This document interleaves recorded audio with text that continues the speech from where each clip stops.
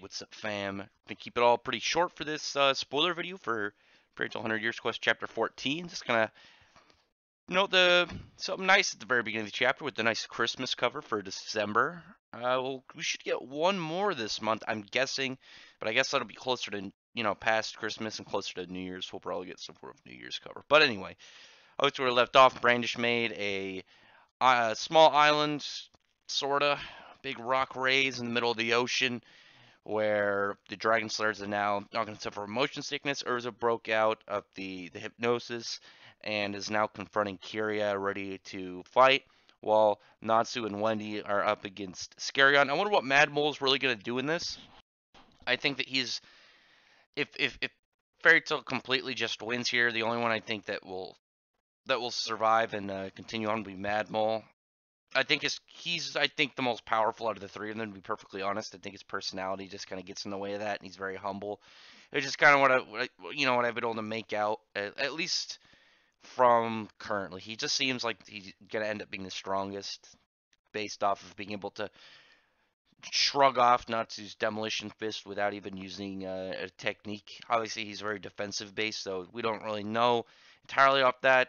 But just what I can kind of make this reading it. But anyway, Scarion, is using his ash magic to kind of like spread it around the boat, where Natsu goes to use his roar, but it shortly after that gets turned to ash. Wendy then uses her wave wind attack, disperses all the ash, and kind of forces Scarion to make the most accumulated area of ash that is actually him most visible, where Natsu goes and takes that opening the way that Dragon Slayer intangibility seems to be, that we've seen with now this and with Shadow Dragon Slayer intangibility, where you have to reform and you're able to get hit at that point. Then Scarion just, he's got a little bit of a couple scratches on his face from a punch that Natsu gave him, but he seems happy about it. He's ready to fight. Kind of gets back to TOUKA, who's having a conversation with the guild, and they seem a little bit worried about her. Which, I'm stuttering. Sorry. She seems she's glad about. There's like a little bit of a malefic smile, but Gajiel is still very much suspicious about her, whereas JELLAL is kind of thinking off still over the whole situation. We get more Kyria against Urza. Urza's already jumped right into her fire pants, so you know that she's not messing around.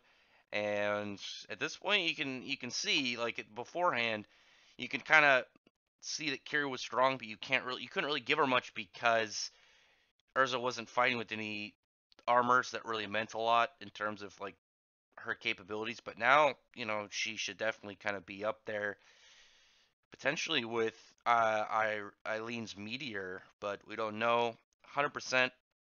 I'm wondering if she's going to drop any new armors. And the chapter ends with TOUKA actually going to where JELLAL is in the hotel room that he's at and confronting him. So it looks like the next chapter we're going to find out a little bit more about TOUKA, as well as continue the fight with the Dragon Slayers versus the Dragon Eaters. So interesting stuff. It had some good action bits, but more of a opening to the fight, I'd say, with this chapter. But that's mostly it for 14. So luckily, it's going to be, I think it'll be a quicker run until the next chapter. Obviously, we're going to be in some holiday time, so it'll be easier to get to. People probably be too busy to really think about it. And by the time the next chapter gets here, you won't even notice the time span, like I said. But anyway, drop a comment below on what you think about these spoilers, and like the video and subscribe to the channel if you enjoy this kind of content. You like getting updates and told early on the chapters, get a little bit info before the translations come out, and maybe check out my other videos. But otherwise, appreciate everyone who's already subscribed. Otherwise, thank you very much for listening.